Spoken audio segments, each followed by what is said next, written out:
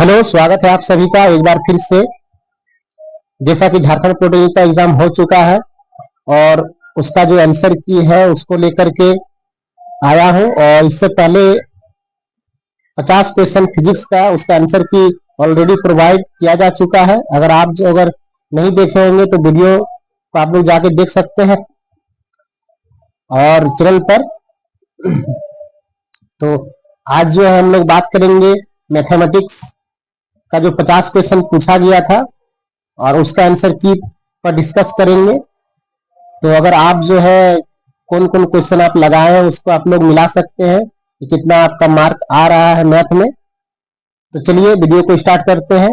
और जैसा कि ये सेट जो है ए है और सेट ए का जो फिजिक्स का क्वेश्चन है ऑलरेडी 50 क्वेश्चन हम प्रोवाइड कर चुके हैं। चैनल पर जाकर के आप जो है विजिट करके देख सकते हैं। चलिए अभी हम लोग मैथ का क्वेश्चन डिस्कस करेंगे। जैसा कि पहला क्वेश्चन आया था, ये सेट ए है और किसी का ए बी सी डी जो सेट दिया हुआ है, क्वेश्चन जो है अलग अलग जगह में होगा बट क्वेश्चन सेम ही रहता है। तो आप देख लीजिएगा कि यहाँ 101 नंबर में है, वहां आपका किस नंबर में दिया है बी सी डी सेट में। ठीक है, तो चलिए पूछा है पहला क्वेश्चन, यदि त्रिभुज समान है तो उसके संगत कोण क्या होंगे। देखिए यहाँ समान लिखा हुआ है। देखिए समान और एक होता है समरूप। तो आप लोग समरूप पढ़े होंगे और हिंदी मीडियम वाले को कंफ्यूजन हो जाएगा कि यहाँ समान लिखा हुआ है, यहाँ पर देखिएगा तो इंग्लिश में यहाँ सिमिलर लिखा हुआ है। ठीक है, तो जब भी सिमिलर होता है तो उसका एंगल जो होता है वो इक्वल होता है। तो इसका करेक्ट आंसर हो जाएगा ऑप्शन ए। ठीक है, जो जो आप ऑप्शन ए लगाए होंगे उनका करेक्ट आंसर हो। नेक्स्ट क्वेश्चन है कि दो समरूप त्रिभुज, ये भी सिमिलर ट्राइंगल से पूछा गया क्वेश्चन है कि जो साइड है वह 3:5 के अनुपात में दिया हुआ, तो इसका एरिया निकालना है, क्षेत्रफल निकालना है। देखिए एरिया क्या होता है कि किसी भी सिमिलर ट्राइंगल रहेगा, कोई भी area of A B C, अगर एक ट्राइंगल है और एक area of D E F, दो अगर ट्राइंगल दिया हुआ तो उसका करस्पॉन्डिंग साइड का जो रेशियो होता है वह उसके स्क्वायर के बराबर होता है। तो अगर हम लोग मान लेंगे ये 3 है उसका पहला वाला का, इसका स्क्वायर कर देंगे। जब इसका स्क्वायर निकालेंगे तो 3 का कितना हो जाएगा 9 और बाय में 25। इसका 9 रेशियो 25 हो जाएगा। केवल इसका स्क्वायर करना है, 3 का स्क्वायर 9 और 5 का स्क्वायर क्या हो जाएगा 25। तो ऑप्शन नंबर सी इसका करेक्ट आंसर हो जाएगा। आप लोग मिला सकते हैं, ऑप्शन सी जो जो लगाए होंगे उनका करेक्ट आंसर है। ठीक है, यहाँ पूछा बिंदु 3 और 4 और 0 0 के बीच दूरी निकालना। तो ये तो ओरिजिन से पूछा गया है, तो इसका मतलब 0 0 है, तो 0 को लेना है नहीं, डायरेक्ट हम लोग निकाल लेंगे। डिस्टेंस अगर निकालने को तो रूट अंडर 3 का स्क्वायर प्लस 4 का स्क्वायर, 3 का स्क्वायर 9 हो जाएगा, 4 का स्क्वायर 16 अंडर रूट और ये 25 हो जाएगा। 25 का रूट निकालेंगे तो आंसर 5 हो जाएगा। तो इसका करेक्ट आंसर हो जाएगा ऑप्शन है। जो जो ऑप्शन ये लगाएंगे उसका सही आंसर होगा। ठीक है, चलिए अब बिंदु 2 और 3 और 4 और 7 को मिलाने में दिखाकर उनका मध्य बिंदु का निशान निकालना है। जैसे लाइन है, ठीक है, ए और बी और ये मिड पॉइंट है पी, तो उसका निकालना है। तो जब मिड पॉइंट का बात करेंगे तो ये दोनों इक्वल होगा, तो रेशियो इक्वल हो जाएगा। तो मिड पॉइंट थ्योरम से होता है रूल कि दोनों को ऐड करना है और 2 से डिवाइड देना, तो मिड पॉइंट निकल जाएगा। तो हम लोग अगर पी का वैल्यू निकालेंगे तो 2 + 4 कितना हो जाएगा 6, 6/2 हो जाएगा। और 4 और 3 7 और 3 कितना हो जाएगा 10, और 10/2। इसको अगर कट करेंगे तो यह आ जाएगा 3, इसको कट करेंगे तो हो जाएगा 5 और 3 और 5 इसका करेक्ट आंसर हो जाएगा जो ऑप्शन ए में दिया हुआ है। ठीक है, जो ऑप्शन ए है 3 और 5 जो जो लगाएंगे उसका करेक्ट आंसर होगा। ठीक है, देखिए कोऑर्डिनेट ज्योमेट्री से ही क्वेश्चन पूछा गया है। वर्टिसेस दिया हुआ है 1 1 4 1 और 1 5, उसका क्षेत्रफल निकालना है, एरिया निकालना है। तो एरिया ट्राइंगल का जो फार्मूला होता है हम लोग जानते हैं कि 1/2 ये हो जाएगा x1, ये हो जाएगा y1, उसी तरह से ये x2, ये y2 और ये हो जाएगा x3 और y3। तो फार्मूला में क्या होता है x1, तो x1 क्या दिया 1 × y2 माइनस y3, तो y1 माइनस क्या हो जाएगा 5, ठीक है। इसी तरह से फिर प्लस x2 हो जाएगा, x2 कितना है 4 इंटू y2 माइनस y1, ये 5 माइनस 1, उसके बाद क्या हो जाएगा प्लस 1, और 1 का इसके बाद क्या हो जाएगा y1 माइनस y2, जब y1 माइनस y2 करेंगे तो 1 माइनस 1 हो जाएगा, तो ये 0 हो जाएगा, तो इधर लिखने का जरूरत है नहीं, ये हो जाएगा 1/2 इंटू ये हो जाएगा -4 और प्लस ये 4 4 कितना हो जाएगा 16, 16 में 4 गया तो 12 और 12 का आधा हो जाएगा 6, इसका करेक्ट आंसर हो जाएगा ऑप्शन ए 6, इसका आंसर हो जाएगा, ठीक है। जो जो 6 लगाए होंगे उसका करेक्ट आंसर है। इसका माध्यिका पूछा है, मतलब मीडियन पूछा है, तो मीडियन में क्या होता है, सबसे पहले हम लोग क्या करेंगे, इसको असेंडिंग ऑर्डर में लिखेंगे, तो सबसे पहले असेंडिंग ऑर्डर लिखेंगे, तो असेंडिंग ऑर्डर ऑलरेडी दिया हुआ है, तो क्या हो जाएगा इसका जो माध्यिका होगा, जो मिड वाला टर्म होता है, बीच वाले टर्म अगर ऑड रहेगा तो बीच वाले टर्म को लिख देंगे डायरेक्ट, वह मीडियन निकल जाता है, ठीक है। तो देखिए ये 5 टर्म है, मतलब ये ऑड है, इसका मतलब जो बीच वाले टर्म है 9, वही उसका क्या हो जाएगा माध्यिका हो जाएगा, तो इसका करेक्ट आंसर क्या होगा ऑप्शन बी। चलिए, एक वर्ग अंतराल क्लास मार्क से क्वेश्चन पूछा गया है, क्लास मार्क दिया हुआ है, तो डायरेक्ट क्या करना है, दोनों को ऐड करना है, हो जाएगा 70 और 70 से 2 से डिवाइड करना है, इसका हो जाएगा 35, 35 इसका करेक्ट आंसर हो जाएगा, ऑप्शन ए आंसर इसका करेक्ट होगा, ठीक है। चलिए, सारा जो है मेरा पढ़ाया हुआ क्वेश्चन है, आप लोग देख सकते हैं। केंद्रीय प्रवृत्ति का कौन सा माप चरम मूल्यों से सबसे अधिक प्रभावित होता है, इस टाइप का क्वेश्चन में क्या होता है, इसका जो करेक्ट आंसर हो जाएगा सबसे अधिक, एक्सट्रीम वैल्यू बोल रहा है, तो एक्सट्रीम वैल्यू जो वह माध्य में निकलता है, मीन में निकलता है, इसका करेक्ट आंसर हो जाएगा मीन। ये डायरेक्ट हमारा प्रॉपर्टी से पूछा गया क्वेश्चन है। अब देखिए, ये प्रोबेबिलिटी से पूछा गया क्वेश्चन है कि जब एक सिक्का को एक बार उछाला जाता है तो सिर आने की तरफ, तो सिर जो है वह हमारा हेड है, ठीक है ना, इसको डायरेक्ट ट्रांसलेशन किया गया है गूगल से। चलिए, तो एक सिक्का को 2 बार उछाला जाता है तो टोटल परिणाम जो होता है 2 होता है, और एक सिक्का का परिणाम जो होता है 1, इसलिए इसका करेक्ट आंसर हो जाएगा 1/2, ठीक है। चलिए नेक्स्ट क्वेश्चन देखते हैं। एक पासे को एक बार उछाला जाता है तो 7 आने की प्रायिकता क्या होगा, तो एक पासा में 1 2 3 4 5 और 6 डिजिट होते हैं, 7वां डिजिट होता ही नहीं है, नंबर 7 जो है होता ही नहीं है। जब किसी का जो प्रायिकता निकालने के लिए पूछा जाए और वह डिजिट है ही नहीं, तो उसका जो प्रायिकता होगा या बोलेंगे प्रोबेबिलिटी होगा, वह क्या हो जाएगा 0 होगा, तो 110 का जो है वह 0 आंसर होगा। आप लोग देख लीजिए, इसका करेक्ट आंसर होगा ऑप्शन बी 0। चलिए,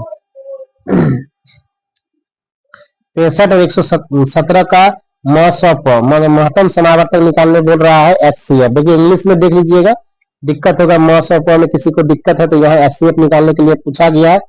तो HCF में क्या होता है, दोनों को पहले फैक्टर करेंगे तो 65 का फैक्टर हो जाएगा 13 5 65, ठीक है, और 117 का हो जाएगा 13 9 117, ये 3 × 3 हो जाएगा। तो देखिए जिसमें दोनों कॉमन मिलता है वही हमारा HCF होता है, तो इसका करेक्ट आंसर हो जाएगा ऑप्शन बी 13 आंसर होगा, 13 इसका करेक्ट आंसर होगा।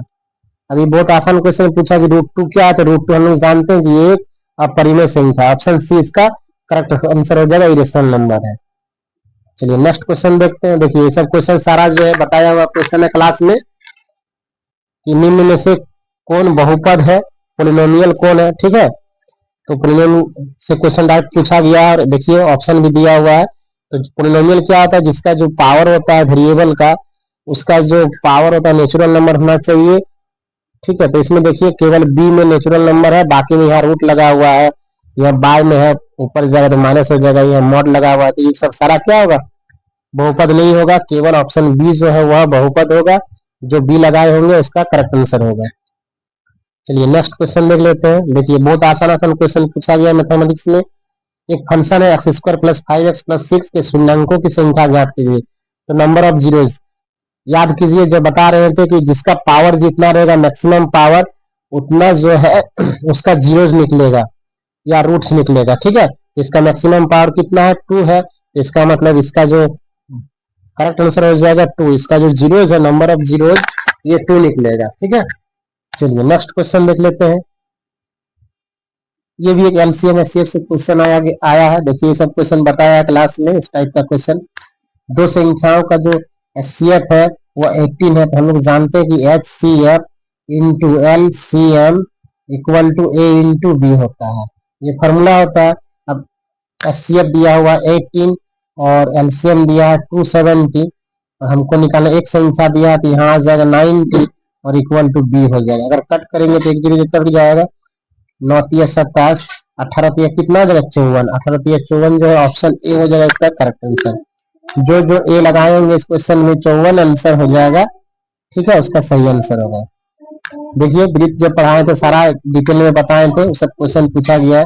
मैथ में एक भी ऐसा क्वेश्चन नहीं है, केवल एक क्वेश्चन छोड़ करके बाकी सारा 49 क्वेश्चन जो है बताया हुआ क्वेश्चन है। चलिए नेक्स्ट क्वेश्चन देखते हैं कि एक रेखा जो वृत्त को दो बिंदुओं पर काटती है उसको क्या कहते हैं। इंटरसेक्ट करना है, मतलब देखिए एक सर्कल अगर रहेगा और ये दो बिंदु पर अगर कट करेगा कोई रेखा, इसलिए दो बिंदु पर, ये एक बिंदु एक बिंदु, इसको हम लोग बोलते हैं छेदक रेखा, जिसको सेकंड बोलते हैं, ठीक है, छेदक रेखा बोलते हैं। इसका करेक्ट आंसर हो जाएगा ऑप्शन डी। जो ऑप्शन डी लगाएंगे उसका करेक्ट आंसर होगा। चलिए नेक्स्ट क्वेश्चन, ये क्वेश्चन यही क्वेश्चन जो है बताया हुआ नहीं है, बाकी सारा क्वेश्चन बताया हुआ है। ये सिलेबस से भी आप लोग का क्लास 10 से हटा दिया गया है, ठीक है, फिर भी जो है देखिए बहुत आसान क्वेश्चन है। ये भी बोल रहा है कि एक स्केल फैक्टर कंस्ट्रक्शन से पूछा गया, स्केल फैक्टर 3:2 दिए गए त्रिभुज, तो समान त्रिभुज बनाने के लिए हम क्या करेंगे। तो देखिए क्या करते हैं हम लोग, कभी भी लाइन जब सेगमेंट करते हैं इस तरह से निकालते हैं 3:2, तो क्या करते हैं कि मान लीजिए ये दिया है तो 5 टाइम में काट देते हैं। तो क्या करते हैं जब 3:2 तो 1 2 3 है ना, 3 वाला क्या करते हैं यहाँ, अब इसको क्या करते हैं ये एंगल करते हैं, इस तरह से इसको भी एंगल करते हैं, कितना एंगल है उसका, उसके अनुसार क्या करते हैं इसको हम लोग मिला देते हैं, जितना एंगल रहता है उसी तरह से इसको मिला देते हैं। इस तरह से हम लोग सॉल्व करते हैं कंस्ट्रक्शन में। तो यहाँ तो हो नहीं रहा क्योंकि कंपास है नहीं, तो इसका सीधा आंसर हो जाएगा कि आधार के साथ समान कोण बनाते हुए किरण खींचेंगे, तो हमारा क्या हो जाएगा आंसर हो जाएगा, ठीक है, ऑप्शन सी इसका करेक्ट आंसर हो जाएगा। Area of circle with radius 7 centimetre, 7 centimetre त्रिज्या वाले वृत्त का क्षेत्रफल। देखिए वृत्त का क्षेत्रफल कितना आसान आसान क्वेश्चन पूछा है। पाई आर स्क्वायर, पाई का वैल्यू हो जाएगा 22/7 और आर का वैल्यू हो जाएगा 7 × 7, 7 7 कट जाएगा, 7 दूनी 14, 7 दूनी 14, 154 आ जाएगा, जो ऑप्शन ए में दिया गया। देखिए एक एक लाइन का क्वेश्चन एकदम पूछा गया है, ठीक है। चलिए नेक्स्ट क्वेश्चन देखते हैं। इसमें सर्कमफ्रेंस पूछा है, वृत्त की परिधि पूछा है, तो वृत्त की परिधि क्या होता है 2πr, तो 2 हो गया, पाई का वैल्यू हो गया 22/7 और रेडियस का हो जाएगा 14। तो इसको काटेंगे, 7 दूनी 14, तो दूनी 4, 4 दूनी 8, 88 इसका करेक्ट आंसर हो जाएगा, ऑप्शन बी 88 करेक्ट आंसर हो जाएगा। कितना आसान आसान क्वेश्चन पूछा है एकदम मेंस्ट्रुएशन से भी। 7 सेंटीमीटर त्रिज्या वाले गोले का पृष्ठ क्षेत्रफल निकालना है, सरफेस एरिया, तो गोले का पृष्ठ क्षेत्रफल क्या हो जाएगा 4πr², तो 4 हो जाएगा, पाई का वैल्यू हो जाएगा 22/7 और आर का वैल्यू क्या दिया है 7 × 7, कट जाएगा ये। तो जब ये 88 होगा और 7 से मल्टीप्लाई करेंगे तो आपके साथ 56 के 6, लास्ट में 6 है और एक ही में 6 है, ऑप्शन बी इसका करेक्ट आंसर हो जाएगा। जो 616 इस क्वेश्चन में मारे होंगे उसका करेक्ट आंसर होगा, ठीक है। चलिए नेक्स्ट क्वेश्चन देखते हैं। द्विघात बहुपद के शून्यांक बराबर है, शून्यांक बराबर होने के लिए b² - 4ac मतलब d = 0 होना चाहिए, ठीक है। और द्विघात बहुपद जो है अनइक्वल बराबर नहीं होने के लिए ग्रेटर देन होना चाहिए, और या फिर लेस देन होने के लिए कोई मूल नहीं होता है। चलिए नेक्स्ट क्वेश्चन देखते हैं। इसका करेक्ट आंसर क्या बताएं, ऑप्शन बी, जो ऑप्शन बी मारे होंगे उसका सही होगा, ठीक है। चलिए नेक्स्ट क्वेश्चन देखते हैं। k का मान ज्ञात करना है जिसके लिए मूल बराबर है, अभी जैसे बताएं मूल बराबर होने के लिए b² - 4ac = 0 होगा, ठीक है। तो b के जगह में यहाँ क्या दिया, x का कोफिशिएंट होता है, ठीक है, तो x का कोफिशिएंट यहाँ k हो जाएगा, k² - 4, a की जगह में क्या दिया 1, x² का कोफिशिएंट जो होगा वह 1 है, और इंटू c कितना है 49 = 0। अब 49 को क्या करना, दोनों को उठा के उधर ले जाएंगे, तो k² = 4 इंटू 49, ठीक है। दोनों को मल्टीप्लाई भी कर सकते हैं या डायरेक्ट भी हम लोग बना सकते हैं, ठीक है। चलिए उसके बाद इसको जब हम लोग रूट निकालेंगे तो k इक्वल टू क्या हो जाएगा, अंडर रूट। तो k में क्या होता है, प्लस माइनस होता है, क्योंकि ऑप्शन में प्लस माइनस है इसलिए प्लस माइनस लगाएंगे। इस क्वेश्चन में बहुत बच्चे गलत कर देते हैं। 49 तो ये 2 निकल जाएगा, ये 7 निकल जाएगा, मतलब 14 इसका आंसर आएगा। अब 14 यहाँ दो जगह पे दिया हुआ है, तो देखिए कभी भी अंडर रूट में होता है तो ये प्लस माइनस निकलता है। तो इसका जो करेक्ट आंसर हो जाएगा ऑप्शन बी होगा, और ये आंसर नहीं होगा, ठीक है ना। तो जो जो बी लगाएंगे उसका सारा सही होगा, जो डी लगाएंगे वह गलत हो जाएगा। चलिए नेक्स्ट क्वेश्चन है 123, कौन एक्स स्क्वायर माइनस 4 का गुणनफल है। देखिए एक्स स्क्वायर और ये -4 की जगह में हम लिख सकते हैं 2 का स्क्वायर, तो ये हो जाएगा a माइनस बी और ये हो जाएगा a प्लस बी। तो ये हो गया इसका गुणनखंड, बाकी जो है गुणनखंड नहीं होगा, तो इसका करेक्ट आंसर हो जाएगा ऑप्शन सी। बहुपद इतना की घात बताई, देखिए घात से भी कितना आसान क्वेश्चन पूछा है। तो जिसका मैक्सिमम पावर होता है वही घात होता है। इस इक्वेशन का, इस पोलिनोमियल का घात कितना हो जाएगा, 3 हो जाएगा। जो ऑप्शन लगाएंगे C3 उसका करेक्ट आंसर होगा।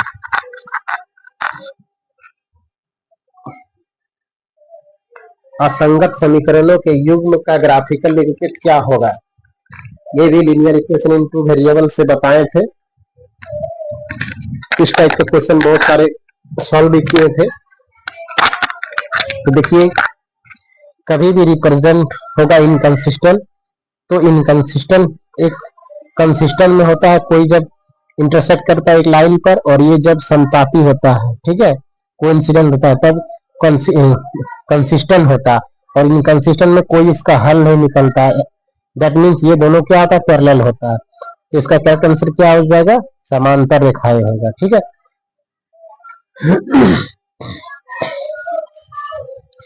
5 सेंटीमीटर त्रिज्या वाले 10 सेंटीमीटर ऊंचाई वाले बेलन का आयतन क्या होगा। तो बेलन का आयतन क्या होता है, पाई आर स्क्वायर एच। तो पाई के फॉर्म में है, ठीक है। तो पाई के फॉर्म में है तो इसको पाई इंटू क्या करेंगे हम लोग 5 बैठाएंगे, 5 का स्क्वायर 25, और ये 25 और 10 को गुणा करेंगे तो 250। 250 पाई इसका करेक्ट आंसर हो जाएगा, जो ऑप्शन ए में दिया हुआ है। तो इसका जो ऑप्शन ए लगाएंगे उसका सारा सही होगा, ठीक है। चलिए नेक्स्ट क्वेश्चन देख लेते हैं। 5 सेंटीमीटर भुजा वाले घन का पृष्ठ क्षेत्रफल, घन का पृष्ठ क्षेत्रफल पूछा है। तो घन जो है, ये भी बहुत आसान क्वेश्चन पूछा है, घन का क्षेत्रफल पूछा है। तो घन का पृष्ठ क्षेत्रफल क्या है, कुल पृष्ठ क्षेत्रफल 6a स्क्वायर, और यहाँ 5 दिया था, 5 25 25 और 25 6 कितना हो जाएगा 150। डायरेक्ट आंसर देखिए कोई कैलकुलेशन भी नहीं है, डायरेक्ट आंसर हम लोग कर सकते हैं, ठीक है। चलिए नेक्स्ट क्वेश्चन देखते हैं। एक शंकु का आयतन 1/3 होता है, किसका 1/3 होता है, तो शंकु का जो आयतन होता है वह बेलन का 1/3 होता है, ठीक है ना, 1/3। क्योंकि एक बेलन जब बनाते हैं हम लोग तो इस तरह से कट करते हैं बीच में, तब जाकर के 3 भाग में मिलता है हम लोग का शंकु, ठीक है। 1 2 3 तो 3 भाग में बढ़ जाता है, तो ये इसका आंसर हो जाएगा बेलन सिलेंडर हो जाएगा, ठीक है। तो नेक्स्ट क्वेश्चन देखते हैं। इसका माध्य निकालने के लिए बहुत आसान क्वेश्चन, सबको ऐड करना है और 5 डिजिट है, 5 से हम लोग क्या करना, डिवाइड दे देना है। देखिए जोड़िए 5 3 4 3 7 7 3 10, और ये 10 हो जाएगा और 50 150 हो जाएगा। 150 को 5 से भाग देना है, 5 दिया कितना हो जाएगा 15। तो इसका करेक्ट आंसर हो जाएगा ऑप्शन बी। जो जो ऑप्शन बी लगाएंगे उसका करेक्ट आंसर होगा। देखिए मॉड पूछा है, एकदम डायरेक्ट क्वेश्चन पूछा है, कोई दिक्कत ही नहीं है, जो सबसे अधिक बार आता है वही मॉड होता है। इतना आसान आसान क्वेश्चन, जो ऑप्शन बी लगाएंगे वो करेक्ट आंसर है, ठीक है। देखिए सब भी सॉल्व करने का कुछ दिक्कतें नहीं है इसमें, तो इसको सॉल्व करने का कोई जरूरत ही नहीं है। क्वेश्चन है, सॉल्व भी नहीं करना है इसमें कुछ भी। इसको सॉल्व अगर करेंगे तो x प्लस वाई लिखेंगे इक्वल टू 6, और ये x minus Y equal to क्या करना है 2, डायरेक्ट ऐड करना है तो y कट जाएगा, 2x इक्वल टू क्या हो जाएगा 6 2 8। इसका मतलब x इक्वल टू क्या हो जाएगा 4। x इक्वल टू 4 कहाँ है, b में है, करेक्ट आंसर इसका b हो जाएगा।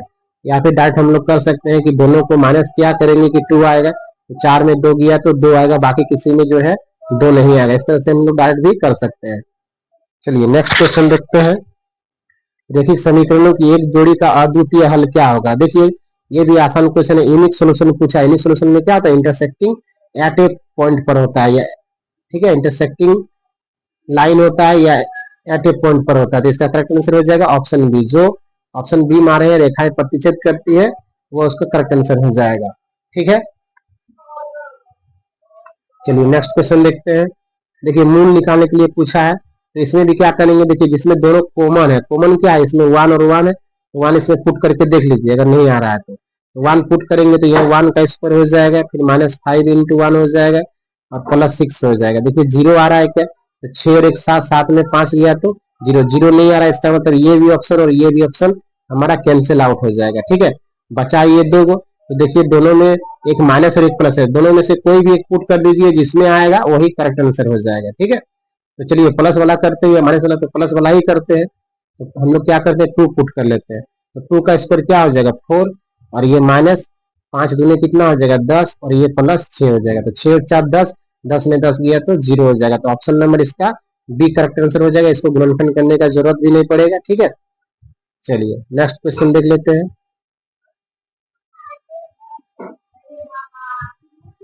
यदि द्विघात समीकरण का एक मूल 3 है और मूलों का योग 7 है तो दूसरा मूल क्या होगा। सिंपल है, alpha plus beta equal to 7 दिया हुआ है और एक मूल 3 है तो दूसरा मूल कितना होगा पूछा है।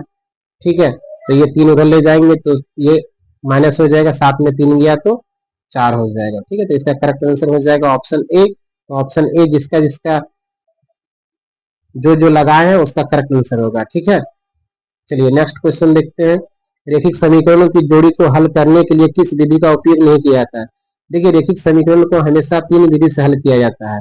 कौन कौन सा विधि, एक होता है प्रतिस्थापन विधि, एक होता है एलिमिनेशन मेथड जिसको उन्मूलन विधि बोलते हैं। देखिए गुणनखंड विधि नहीं होता है, ठीक है, क्रॉस मल्टीप्लीकेशन मेथड होता है जो क्लास 10 के सिलेबस से हटा दिया है। ठीक है ना, तो इसका जो करेक्ट आंसर हो जाएगा वह गुणनखंड, गुणनखंड का यूज नहीं करते हैं, बाकी ये और ये तीनों मेथड हम लोग यूज करते हैं। ठीक है, चलिए ये भी क्वेश्चन बताया हुआ है। देखिए हाइट एंड डिस्टेंस का है, इस टाइप का क्वेश्चन भी हम लोग सॉल्व कर चुके हैं पहले भी। एक मीनार का उन्नयन कोण 45 डिग्री है तो आधार पर्यवेक्षक की दूरी 20 मीटर है, तो मीनार की ऊंचाई ज्ञात कीजिए। सिंपल क्वेश्चन है, मीनार की ऊंचाई निकालने के लिए बोला गया है ए बी सी, और ये कितना एंगल दिया 45 डिग्री, और हम लोग के पास क्या दिया ये 20। देखिएगा तो सेमी क्वेश्चन इस टाइप का एक क्वेश्चन बताए थे, अगर ये 45 है तो ये भी तुम्हारा क्या हो जाएगा, हम लोग क्या लगाएंगे tan थीटा लगाएंगे, tan 45 is equal to A B, मतलब h हाइट मान लेते हैं और ये 20, ये इधर आएगा तो h का भी वैल्यू क्या आ जाएगा, क्योंकि tan 45 का वैल्यू 1 होता है, तो h इक्वल टू भी क्या होगा 20 मीटर, ये आंसर होगा। तो इसका करेक्ट आंसर हो जाएगा 20। जो ऑप्शन में 20 लगाए होंगे उसका करेक्ट आंसर होगा। ठीक है, जमीन पर एक बिंदु से मीनार का सिर का उन्नयन कोण क्या दिया है, सिर का 60 डिग्री दिया है। चलिए 60 डिग्री दिया है और थीटा 60 डिग्री हो गया, और मीनार की ऊंचाई 30 मीटर है, तो आधार की दूरी देखिए कितना आसान क्वेश्चन है, कुछ करना ही नहीं है। 60 डिग्री है तो tan 60 10 बैठा देंगे, tan 60 इक्वल टू 30 बाय, यहाँ बेस मान लेते हैं b, तो ये tan 60 का हमने √3, और ये b इक्वल टू क्या हो जाएगा 30 बाय √3, तो 30 बाय √3 कहीं पर है तो देख लीजिए वही आंसर हो जाएगा, तो 30 बाय √3 ऑप्शन सी में वो करेक्ट आंसर हो जाएगा। ठीक है, जो जो ऑप्शन सी लगाए होंगे उसका सही आंसर होगा, बाकी जो है ऑप्शन बी जो लगाए होंगे वो गलत है। ठीक है ना, चलिए नेक्स्ट क्वेश्चन देख लेते हैं। वृत्त के किसी बिंदु पर अर्धवृत्त द्वारा बनाया गया कोण क्या होता है। देखिए ये बहुत ही अच्छा क्वेश्चन है, ये सेमी सर्कल बोल रहा है, सेमी सर्कल है, या फिर इधर से भी कर सकते हैं। सेमी सर्कल पर कोई भी एक पॉइंट ले लेंगे और उस पर अगर एंगल बनता है कोई, ठीक है, जैसे यहाँ से अगर एंगल बना देते हैं लोग एक इस तरफ से, इस तरह से कोई एक पॉइंट पर ले लेते हैं यहाँ पर, और यहाँ से अगर मिलाते हैं, इसको मिलाते हैं, तो ये जो एंगल बनता है वो पूछा गया है। तो हमेशा ये कहीं पर भी बनाइए, ये कहीं पर भी बनाइए, ठीक है, यहाँ पर भी बनाइए, तो भी हमारा क्या होगा 90 ही बनेगा। तो इसका करेक्ट आंसर हो जाएगा ऑप्शन बी, 90 डिग्री का कोण बनाता है। ठीक है, चलिए नेक्स्ट क्वेश्चन देख लेते हैं। देखिए वृत्त के बाहर से एक बिंदु से वृत्त पर कितनी स्पर्श रेखा खींचा जा सकता है, तो एक बिंदु अगर पूछा जाए तो यहाँ से 2 ही स्पर्श रेखा खींचा जा सकता है। अगर कोई भी बिंदु ना रहे तो कितनी स्पर्श रेखा खींच सकता है, तो इन्फिनिटी हो जाएगा। ठीक है, तो दोनों क्वेश्चन पूछा गया कि वृत्त के बाहर बिंदु से एक बिंदु से कितनी स्पर्श रेखा खींच सकते हैं, तो इसका आंसर हो जाएगा ऑप्शन 2। देखिए जो अनंत मारा है वो गलत है। ठीक है, जिससे क्वेश्चन हमको प्राप्त हुआ है वो अनंत मारा होगा तो वो गलत हो जाएगा। दोनों क्वेश्चन में से कंफ्यूजन हो गया होगा, ये 2 और ये 1 किया होगा। चलिए सब क्वेश्चन सारा बना बताया हुआ क्वेश्चन है। वृत्त पर एक बिंदु से खींची जा सकने वाले स्पर्श रेखा, तो इसमें वृत्त पर कितना स्पर्श रेखा खींचा जा सकता है, इन्फिनिटी मतलब अनंत। तो इसका आंसर हो जाएगा अनंत, इसका आंसर हो जाएगा 2। देख लीजिएगा आप लोग क्या मारे हैं। ठीक है ना, एक बिंदु से केवल 2 को खींचा जा सकता है, तो 139 का बी हो जाएगा और इसका 140 का डी आंसर होगा। ठीक है, चलिए नेक्स्ट क्वेश्चन देख लेते हैं। अब ये मूल पूछा है, रूट्स क्या होगा, वास्तविक होगा, समान होगा, बराबर होगा, क्या होगा। सबसे पहले हम लोग निकालेंगे B square minus 4ac, B square minus 4ac निकालते हैं, तो डी का वैल्यू हो जाएगा डिस्क्रिमिनेंट, तो डी कितना हो जाएगा 2 का स्क्वायर 4 माइनस 4 इंटू 1 इंटू 5, 5 कितना हो जाएगा 20। ठीक है, 4 माइनस 20, 20 में 4 गया कितना बचेगा -16। अभी कभी भी -16 नेगेटिव में आ जाता है, तो जब भी नेगेटिव में आता है तो हम लोग क्या बोलते हैं, वह रूट जो है इमेजिनरी होता है, काल्पनिक होता है, कोई भी रियल रूट नहीं निकलता है। ठीक है, चलिए नेक्स्ट क्वेश्चन देख लेते हैं। एक सीरीज से क्वेश्चन पूछा गया एपी से, एक श्रेणी दिया हुआ 10वां पद निकालना है, तो ए 10 बराबर होता है ए प्लस 9d। तो हम लोगों को क्या चाहिए, ए चाहिए, तो ए हो गया पहला term 3 plus 9 into D, D क्या होता है दोनों में डिफरेंस, 6 में 3 गया तो कितना बचेगा 3, 9 3 27, 27 28 29 30, तो इसका करेक्ट आंसर हो जाएगा ऑप्शन बी। जो जो ऑप्शन बी लगाए होंगे उसका करेक्ट आंसर होगा। ठीक है, चलिए नेक्स्ट क्वेश्चन देखते हैं। ये भी एपी से क्वेश्चन पूछा गया था, प्रथम 5 पदों का योग निकालें।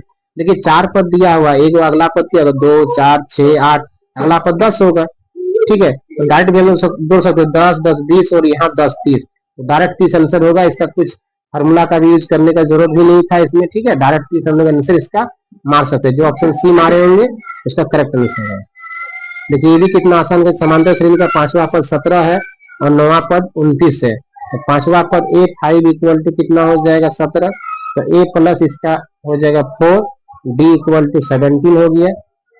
ठीक है, तो उसके बाद 9वां पद, तो 9वां पद क्या हो जाएगा कि A plus 8d, A plus 8d equal to 29 हो जाएगा कि 9वां पद में ए प्लस 8d, तो A plus 8d is equal to 29 हो जाएगा। अब ये a प्लस 4d को क्या करेंगे, इससे माइनस कर देंगे, प्लस 4d इक्वल टू 17। अब जब माइनस करेंगे तो a कट जाएगा, 8 में 4 गया तो 4, और d इक्वल टू अब ये 17 में 7 8 9 2 हो जाएगा, 1 12, 4 तिया कितना हो जाएगा 12, तो 3 आंसर आ रहा। तो इसका करेक्ट आंसर हो जाएगा ऑप्शन बी। जो बी लगाएंगे सार्वंतर कॉमन डिफरेंस वो 3 हो जाएगा। ठीक है, चलिए ये भी कितना आसान क्वेश्चन, कुछ नहीं, एक त्रिभुज है ए बराबर 90 डिग्री है, तो A square plus B square equal to C square का हम लोग का पूछा, तो ये पाइथागोरस प्रमेय को बताता है। ठीक है, चलिए देखिए हूबहू क्वेश्चन पूछा गया है कि cos sine A equal to cos B, तो ए प्लस बी का वैल्यू कितना होगा, डायरेक्ट बताया हुआ क्वेश्चन 90 डिग्री, क्योंकि ए और बी कब बराबर होगा, जब ये 45 होगा, 45 प्लस 45 90 हो जाएगा। ठीक है, चलिए नेक्स्ट क्वेश्चन, tan √3 का वैल्यू पूछा है, तो tan 60 का वैल्यू √3 होता है और tan 30 का वैल्यू क्या होता है 1/√3, तो इसका करेक्ट आंसर हो जाएगा ऑप्शन सी 1/√3। चलिए नेक्स्ट क्वेश्चन देख लेते हैं। मेरा कौन परिभाषित नहीं कर सकते हैं, तो कौन परिभाषित नहीं हो सकता है कैसे जानेंगे। तो देखिए कैसे होगा, तो हम लोग जानते हैं कि साइन साइन 0 क्या होता है 0 होता है, cos 90 क्या होता है 0 होता है। ठीक है, अब ये हम लोग पढ़ेंगे कि tan में हमारा क्या होता है अपरिभाषित होता है, जिसको परिभाषित हम लोग नहीं कर सकते। तो tan 0 का जो वैल्यू होता है वह 0 होता है, बट tan 90 का जो वैल्यू होता है वह अपरिभाषित होता है। तो इसका करेक्ट आंसर क्या हो जाएगा ऑप्शन सी। ये डायरेक्ट फार्मूला से क्वेश्चन पूछा गया था, देखिए और एक क्वेश्चन है, डायरेक्ट फार्मूला से क्वेश्चन पूछा है, direct sine square theta plus cos square theta का वैल्यू पूछा है और ये 1 होता है। ठीक है, बहुत ही आसान क्वेश्चन पूछा गया था। देखिए एक समकोण त्रिभुज में ऊंचाई 12 मीटर है और उन्नयन कोण 30 डिग्री है, तो आधार क्या है? ये भी कितना आसान है, हाइट एंड डिस्टेंस का क्वेश्चन है। ये सिंपल एक क्वेश्चन दिया हुआ है, ये 30 है, ये ऊंचाई 12 है, तो आधार पूछा है, ये 30 है, तो हम लोग इसमें भी tan 30 का वैल्यू लगा देंगे। tan 30 इक्वल टू 12 बाय आधार b मान लेते हैं, तो tan 30 का वैल्यू 1/√3 इज इक्वल टू 12 बटे b, तो b को ऊपर ले जाएंगे, √3 को उधर ले जाएंगे, तो करेक्ट आंसर क्या हो जाएगा? 12√3। जो जो ऑप्शन ए मारे होंगे उसका करेक्ट आंसर होगा। इस तरह से टोटल जो है 150 क्वेश्चन में से मैथ का 50 क्वेश्चन पूछा गया था। तो इस तरह का हम लोग फिजिक्स का 50 क्वेश्चन और मैथ का 50 क्वेश्चन को सॉल्व कर लिए, और आप लोग मिला सकते हैं कितना आप लोगों का इसमें से मार्क बन रहा है। बाद में हम लोग फिर जो है केमिस्ट्री पर बात करेंगे कि केमिस्ट्री पर क्वेश्चन इसका जो आंसर की होगा वह केमिस्ट्री का वह किस तरह से होगा। ठीक है, तो आप लोग मिला सकते हैं, कितना आ रहा है कमेंट में भी कर सकते हैं कि कितना आपका स्कोर आ रहा है, उसके अनुसार जो है कट ऑफ पर बात होगा। ठीक है, चलिए धन्यवाद।